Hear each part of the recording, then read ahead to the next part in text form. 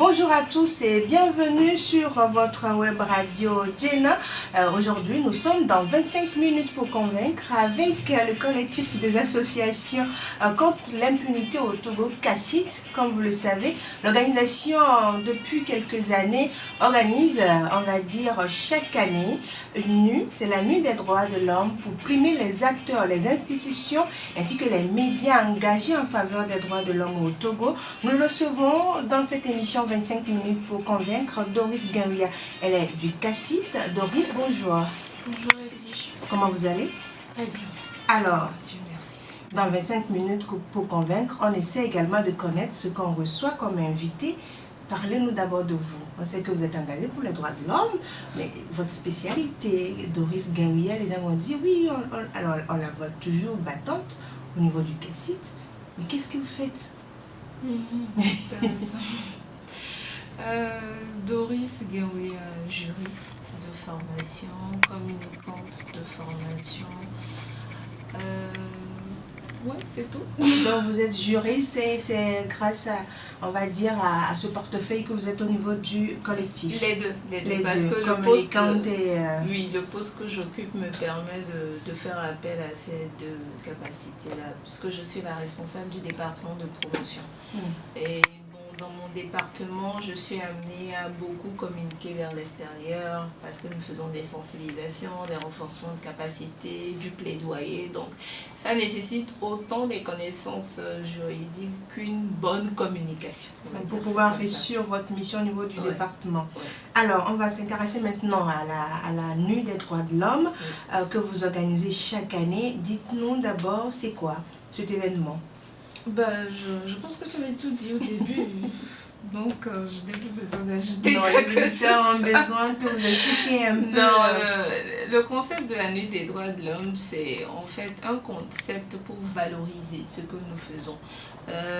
Comme vous le savez, les droits humains sont un concept général inhérent à chaque être humain. Mais vous n'avez pas, par exemple, au niveau de l'université, une spécialité qui fait droits de l'homme et puis vous sortez diplômé, il n'y a pas une catégorie de travail général comme ça.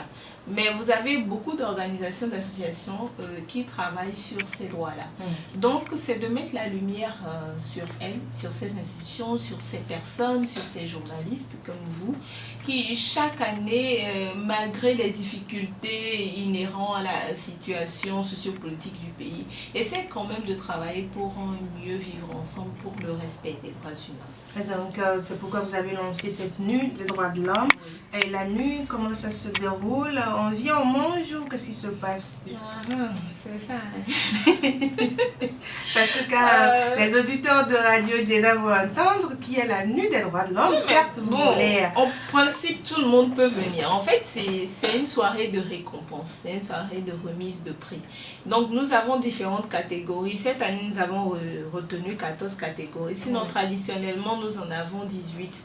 Mais vu l'évolution et puis les droits qui ont prévalu cette année, nous avons décidé de ne retenir que 14 catégories. Donc, vous avez des nominés ou des candidats dans chaque catégorie. Il y a un jury qui est mis en place pour étudier les dossiers, les rapports d'activité, les photos. Et à la suite de ça, un prix est décerné. Ce n'est pas une cuisine interne au CACIT. Nous essayons tout le temps de le faire en partenariat avec... Nous faisons tout en partenariat avec d'autres organisations ou institutions. Cette année, c'est le ministère des droits de l'homme et des relations avec les institutions de la République qui est notre partenaire principal, le parrain de cette Pour que les gens comprennent, parce que certaines personnes se disent c'est juste un truc que le CACIT organise avec ses partenaires et pour récompenser peut-être ses partenaires. Oui, effectivement, le CACIT l'organise avec ses partenaires, mais pas pour récompenser ses partenaires. Normalement, c'est un concours, disons-le comme ça, qui est ouvert sur toute l'étendue du territoire. Donc, vous pouvez avoir des candidats. Les années précédentes, nous avons procédé par candidature. Il y avait la candidature était ouverte, donc vous déposez sur toute l'étendue du territoire. Mais cette année, par rapport à certaines exigences que nous avons eues, je le dis, en même temps, nous n'avons pas eu de partenaire financier sur cette édition. Donc, nous avons plutôt procédé à des nominations. Nous avons demandé à certains acteurs étatiques et non étatiques de nominer des candidats. Donc, c'est par rapport à votre visibilité, ce que vous faites, si on vous connaît ou pas. Et les gens ont été nominés dans des catégories. Et le jury, il n'y a aucun membre du CACID qui fait partie du jury. Donc, nous prenons l'initiative. Oui, nous prenons l'initiative de l'événement, mais nous ne sommes pas juges de l'événement. Alors, vous avez parlé des catégories, il y a 14 retenues cette année pour cette édition 2019. Est-ce qu'on peut avoir une idée de ces catégories? Oui, bien sûr. Vous avez le droit à la santé, le droit à un environnement sain, le droit à un travail décent, la lutte contre la corruption et les infractions assimilées, la responsabilité sociale des entreprises. Et on ne vous bloque pas, mais la responsabilité sociale des entreprises, pourquoi avoir choisi cette catégorie? Cette catégorie a toujours été là. Oui, mais pourquoi vous l'avez intégrée dans cet événement? C'est par rapport aux besoins que nous rencontrons ou bien aux défis que nous rencontrons dans l'exercice de nos fonctions, bien de notre mission au CACID. Nous travaillons souvent avec les populations qui ont été lésées ou qui sont dans les zones à extraction, par exemple. Et cette catégorie de responsabilité sociale des entreprises, c'est une catégorie, en tout cas, qui est assez sensible, parce que c'est un droit pour les communautés de pouvoir bénéficier de ces sociétés-là qui viennent exploiter quand même des ressources. Donc c'est un devoir et une obligation pour ces entreprises de respecter. Oui. Donc, pour tous ceux qui œuvrent pour cette catégorie-là, pour le respect de ces droits, de ces communautés-là, nous voulons aussi primer ces acteurs-là. Parce que vous avez des OSC qui sont spécialement à cette cause-là. Alors, d'autres catégories? Oui, nous avons le droit à une justice équitable qui contient 2 sous-catégories. Nous avons les OSC qui œuvrent pour ça et ensuite les avocats magistrats qui sont nominés. Vous les primez ou bien nominer les avocats pour leur... Oui. C'est un message que vous adressez aux avocats? Non, mais les avocats ont toujours lutté pour que la justice soit faite. Donc, mais il est normal. Qui s'ouvrent plus à ceux qui sont vulnérables ou bien à ceux qui n'ont pas les moyens pour se défendre.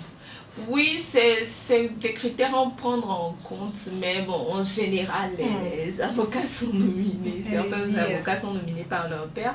Nous avons la catégorie droit des femmes, droit des enfants, qui est la catégorie phare cette année. Bon, je reviendrai là-dessus après. Droit des détenus, droit des personnes handicapées, médias engagés en faveur des droits de l'homme, acteurs engagés pour la justice sociale et la dernière catégorie qui est femmes défenseurs des droits de l'homme. Alors, vous avez parlé des droits de l'enfant, où c'est la catégorie phare de cette édition 2019 de la Nuit des droits de l'homme. Expliquez-nous un peu. En fait, depuis l'année dernière, nous avons choisi de mettre en avant une catégorie qui sera en quelque sorte porteur d'un message et d'un plan d'action sur toute l'année. Le but, c'est de ne pas seulement donner des prix aux acteurs et après on se revoit l'année prochaine, mais qu'au moins un acteur d'une catégorie soit investi d'une mission sociale. Donc cette année, vu que c'était les 30 ans de la Convention des enfants cette année, nous avons décidé la Convention relative aux droits des enfants. Donc nous avons décidé de surfer sur cette vague-là et de choisir la catégorie droits des enfants comme catégorie phare cette année. Donc celui qui sera le lauréat de cette catégorie-là aura à mettre en place un plan d'action. Nous l'accompagnerons, certains de nos partenaires financiers aussi l'accompagneront pour mettre en œuvre ce plan d'action et puis mettre en avant le respect des droits des enfants. Alors on va revenir un peu à ce qui vous a poussé à mettre en place on va dire cette nuit des droits de l'homme, de cet événement. Vous avez fait un constat sur le terrain, c'est pourquoi vous avez décidé d'initier ce programme. Oui, le constat, c'est que le travail des défenseurs des droits de l'homme est soit méconnu ou mal connu. Et puis, il faut dire que c'est un travail qui est assez difficile. Vous faites face à des intimidations, des violences, des pressions. C'est la pression quotidiennement. Vous faites face à des pressions, en tout cas de toutes sortes. Et ce sont des gens qui ont aussi besoin de reconnaissance. Ce sont des institutions qui travaillent vraiment, qui donnent de leur temps. Parce que la plupart du temps, c'est des bénévoles, c'est du bénévolat que vous faites. Même parfois, si c'est rémunéré, ce n'est pas comme le secteur commercial ou privé.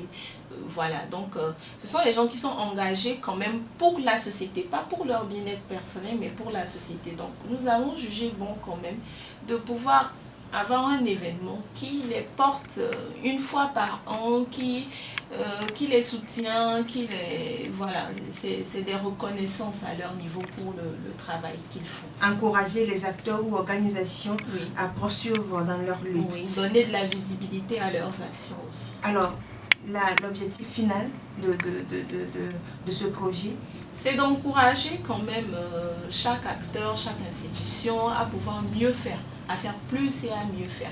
Si cette année, vous venez à la nuit des droits, vous êtes candidat, peut-être, parfois vous avez des catégories dans lesquelles les nominés ne se connaissent pas vraiment, ne connaissent pas le travail les uns des autres parce qu'ils sont peut-être limités sur une zone géographique donnée. Donc vous tissez des relations, vous connaissez, vous voyez les actions des autres et puis ça vous pousse à quand même vous dépasser. L'année prochaine, c'est moi qui serai le lauréat. Donc voilà, c'est une sorte de motivation aussi. Si vous venez de nous rejoindre, nous vous rappelons que nous sommes avec Doris Guinouia. Elle est du collectif des associations contre l'impunité au Togo. Nous parlons dans 25 minutes pour convaincre de la Nuit des droits de l'homme 2019. Cette année, la NU met en avant les enfants, les droits humains pour la promotion des droits de l'enfant. Aujourd'hui, vous voulez amener les gens à comprendre les droits de l'enfant, c'est ça votre objectif? Oui. L'objectif, c'est de mettre la lumière sur les droits des enfants. Nous sommes dans une société quand même où, en Afrique, généralement, quand tu as un enfant, tu n'as peut-être pas droit à la parole. Ce n'est pas que tes besoins sont peut-être bafoués à un niveau donné, mais il y a aussi ce besoin d'affirmation des enfants, de la recherche de leur bien-être. Donc, il est bien de rappeler ça et de mettre en avant au fait que il y a une couche vulnérable, les enfants, mais aussi les jeunes filles qui sont là et qui ont besoin d'attention, qui ont besoin de voir leur situation améliorée. Nous avons le phénomène par exemple de la traite des enfants qui est toujours présent dans notre pays, les maltraitances dont nous avons écho, les viols dont nous avons écho tous les jours que Dieu fait, vous avez des cas qui viennent à votre niveau. Donc c'est très important aussi de rappeler qu'ils sont sans défense, ils ont besoin que nous travaillions pour les protéger. Alors nous allons maintenant parler de la nuit même, c'est le 20 décembre 2019. Oui, ce vendredi. Qu'est-ce qui va se faire? Et c'est où? Cette édition se fera à Canal Olympia Godopé, à Nicoté. Dans la capitale togolaise. Oui, nous allons commencer à 19h tapante. Prière, 19h. 19h GMT, pile 00, vous commencez. Pile, soyez là, s'il vous plaît. Et puis c'est les enfants qui sont mis devant, donc il faut permettre aux jeunes et enfants qui seront là à la nuit des droits de l'homme de repartir un peu tôt. Voilà, il ne faut pas rester dans la nuit. D'ailleurs, même cette édition, nous avons un concours de plaidoirie qui va réunir certaines universités du Togo. Donc, nous avons un concours de plaidoirie sur justement la thématique « Imagine ta journée des droits des enfants ». Donc, ce sera des plaidoiries pour l'amélioration des conditions. En tout cas, les candidats vont nous présenter leurs arguments. Donc, je disais, cette édition, Canal Olympia à 19h30. Et bon, comme je l'ai dit, c'est une soirée de remise de prix. Donc, il y aura des catégories, les prix qui seront donnés, le concours de plaidoirie et à la fin, il y aura un cocktail. Alors, le concours de plaidoirie, c'est sur les droits de l'enfant. Oui. Et c'est des jeunes étudiants? Oui, c'est des jeunes étudiants qui vont participer.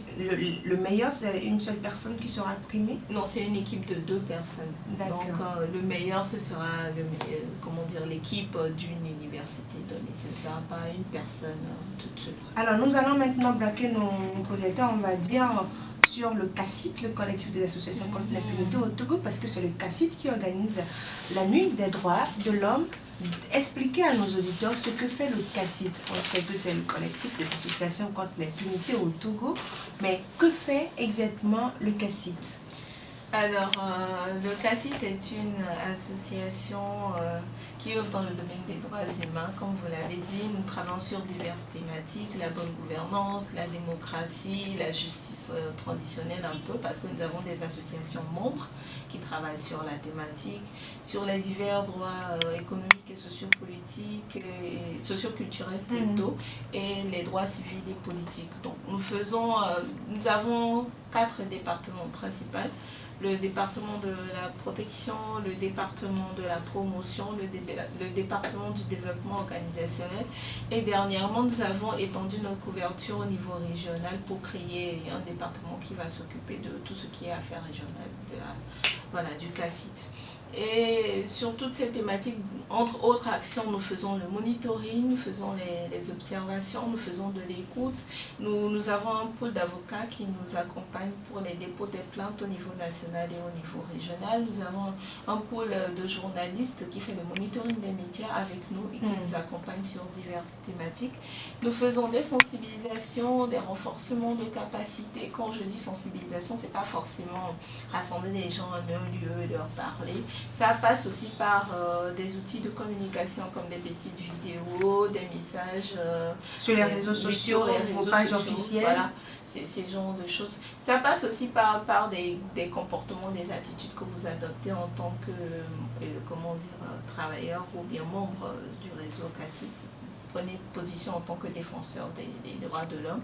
Donc nous faisons aussi beaucoup de plaidoyer avec les institutions en place parce que les droits de l'homme, c'est toujours l'interlocuteur en face, c'est toujours le gouvernement. Donc notre rôle aussi, c'est de dire, ah oui, vous avez fait, mais voilà, sur le terrain, nous avons constaté qu'il manque ça. Est-ce que vous pouvez améliorer, vous pouvez faire ci avec nous, parce que c'est un travail de collaboration. Les organisations de la société civile ne sont pas censées être ennemies, ou bien c'est pas le camp d'en face. Donc nous travaillons en collaboration avec les autorités administratives. Et bon, je pense que j'ai fait... Et combien d'associations on peut retrouver dans le CACIT? 14 associations dans le CACIT. On sait que tout dernièrement, le CACIT parle souvent de la torture. Est-ce qu'au niveau des enfants, puisque c'est les enfants, quand on parle des enfants aujourd'hui, puisque c'est la nuit des droits de l'homme, est-ce qu'au niveau des enfants, on peut parler de torture également? Oui, selon les tests, oui, on peut parler de torture au niveau des enfants. Ça existe au Togo? En fait, nous avons eu, comme vous le savez, un petit panel de débat la dernière fois à l'hôtel Nomo dans le cadre du groupe de travail sur la torture qui a fini ses travaux hier. Donc le procureur général nous faisait mention qu'au Togo, il n'y a pas eu de plainte ce qui concerne un cas de torture avéré contre un enfant. Mais vous avez beaucoup de mauvais traitements, de cas de mauvais traitements qui sont répertoriés. Tout le monde le sait. Nous recevons des cas chaque jour au bureau, des parents qui se plaignent parce qu'ils ont peut-être laissé leurs enfants chez quelqu'un et ils se sont rendus compte que cet enfant a été maltraité.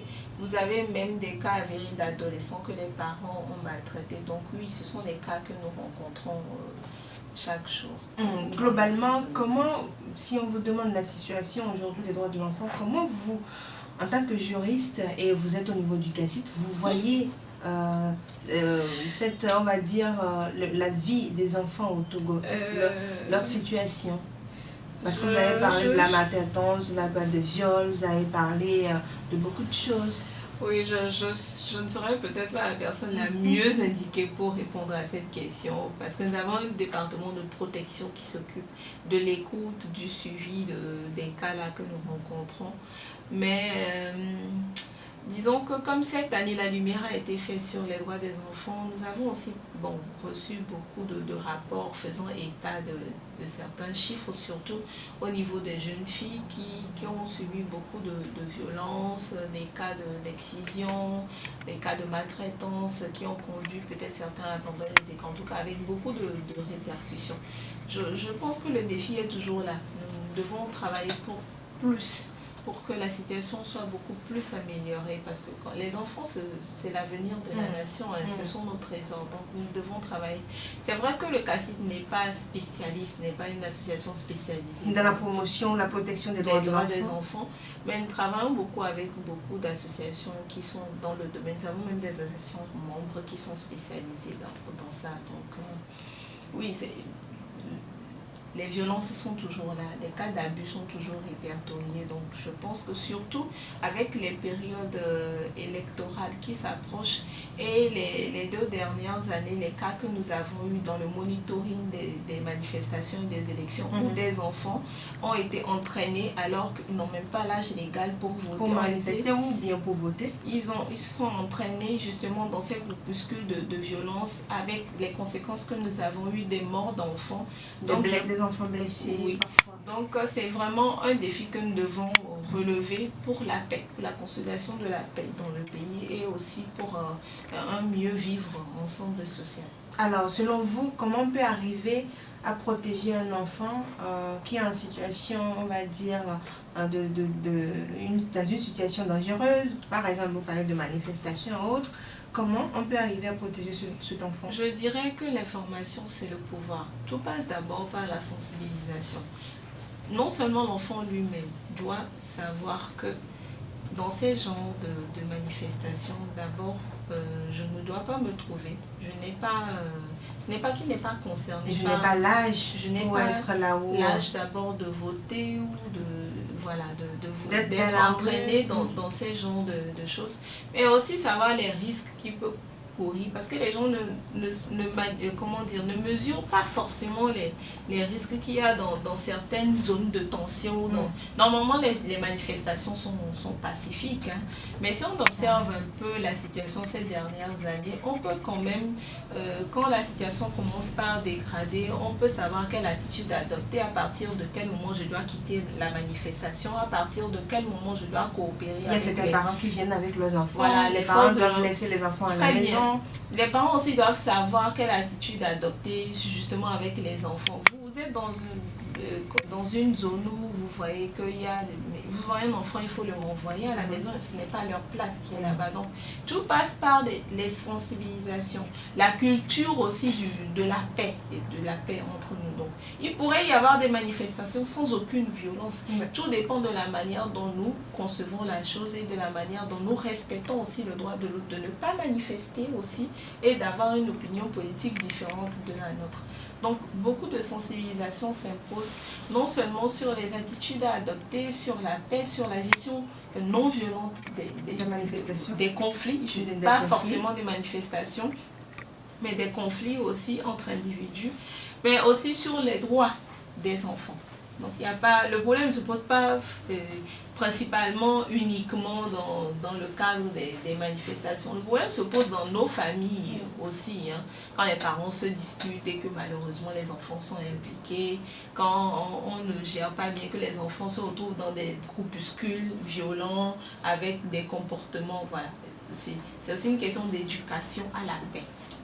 Alors, on va finir puisque aujourd'hui vous êtes ici, Doris Guinouia, pour parler de la nuit des droits de l'homme qui aura lieu ce vendredi 20 décembre 2019 à Canal Olympia Lomé. Alors, pour arriver ou bien pour avoir accès à la salle, est-ce qu'on doit payer un ticket ou qu'est-ce qui doit se faire? Non, l'entrée est libre et gratuite, mais il y a des cartes d'invitation qui sont disponibles au siège du CACIT que vous pouvez passer retirer au secrétariat. Mais bon, si quelqu'un vient là-bas le jour-là, on ne va pas le chasser parce qu'il n'a pas de carte. Il pourra avoir accès à... C'est un événement qui est ouvert à tous, populaire, ce n'est pas un événement élitiste. C'est les droits humains, ça concerne. Est-ce qu'il y aura des prestations d'artistes? Oui, il y aura certaines prestations d'artistes. Alors, votre message à l'endroit de ceux qui nous écoutent pour finir? Nous venons tous ensemble le vendredi soutenir toutes ces personnes-là qui travaillent chaque jour pour la promotion et la protection des droits humains dans notre pays. Donc, vendredi 19h30 à Canal Olympia à Nkopé. Merci. Merci beaucoup à vous, Doris Guinouia. Je rappelle que vous venez du collectif des associés. Nous allons parler dans 25 minutes pour convaincre de la nuit des droits de l'homme qui aura lieu ce vendredi 20 décembre 2019 à Canal Olympia, 19h GMT. tout commence. Soyez alors parce que les enfants sont mis devant, puisque cette année, le thème est consacré aux droits de l'enfant.